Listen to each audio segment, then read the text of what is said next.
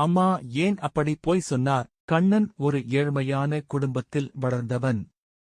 அவரது அம்மா கட்டிட வேலைக்குச் சென்று அவனைப் படிக்க வைத்தார்.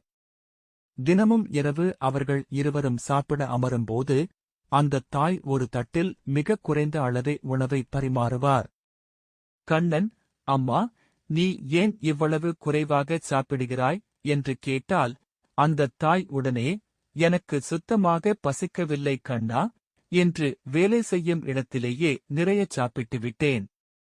நீ வளர்ற பையன், மீதி இருப்பதையும் நீயே சாப்பிடு என்று கூறி தன் பங்கையும் அவனுக்கே கொடுப்பார்.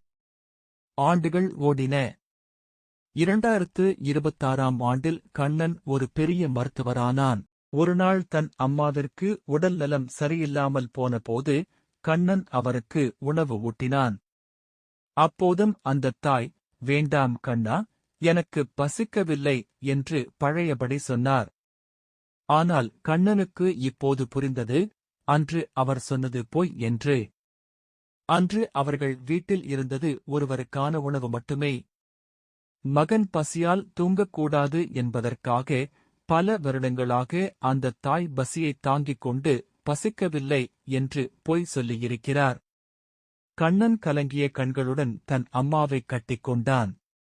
நீதி, தன் பசியை பொறுத்துக் கொண்டு பிள்ளையின் பசியை தீர்க்கும் தாயின் அன்பிற்கு ஈடு இணை ஏதுமில்லை. உலகில் சுயநலமில்லாத ஒரே உறவு தாய் மட்டுமே.